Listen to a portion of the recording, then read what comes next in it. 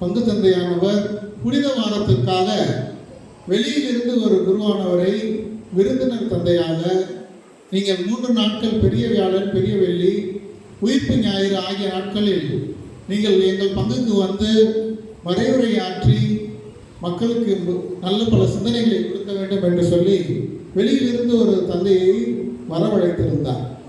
வந்திருந்த அந்த தந்தை முதல் நாளிலே பிரசங்கம் வைத்துக் கொண்டிருந்தார். மக்கள் எல்லாம் சிலர் பேசிக் கொண்டிருந்தார்கள், சிலர் அங்கே இங்கே வேடிக்கை பார்த்து கொண்டிருந்தார்கள். அவர் பங்கு தந்தையிடம் சென்று சொன்னார், திருப்பலி முடிந்தவுடன் என்ன சாமி இப்படி பேசிகிட்டு இருக்காங்களே, நாளைக்கும் அவங்க பெரிய வெள்ளி அன்னைக்கு பேசிகிட்டு இருந்தாங்கன்னா நான் ரொம்ப கோபமாயிருவேன், அவங்கள சத்தம் போட்டுவேன், திட்டிடுவேன்னு சொல்கிறார். மறுநாள் பெரிய வெள்ளிக்கு வருகின்றார்கள். பெரிய வெள்ளியிலும் அதே போல இருக்கின்றார்கள்.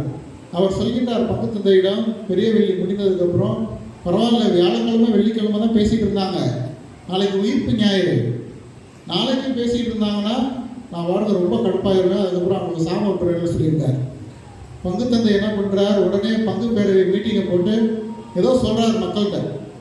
சொன்னதுக்கப்புறம் அன்றைக்கு 3ஆம் நாள் உயிர்ப்பு நாள் என்று நள்ளிரவு திருப்பலி வந்திருந்தவர் நினைக்கின்றார், மற்ற நாள்கள் வியாழக்கிழமை வெள்ளிக்கிழமையிலே அவர்கள் உறங்கினார்கள், விளையாண்டார்கள், பேசிக்கொண்டிருந்தார்கள்.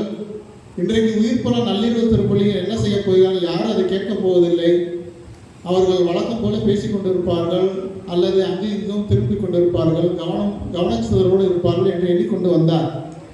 ஆனால் வந்திருந்த தந்தைக்கு ஒரே ஆச்சரியம், எல்லா மக்களும் அவரையே உற்று நோக்கி கொண்டிருந்தார்கள். தாய்மார்களுடைய கையில் இருந்த சிறு குழந்தை கூட வந்திருந்த தந்தையை உற்று நோக்கி கொண்டிருந்தது.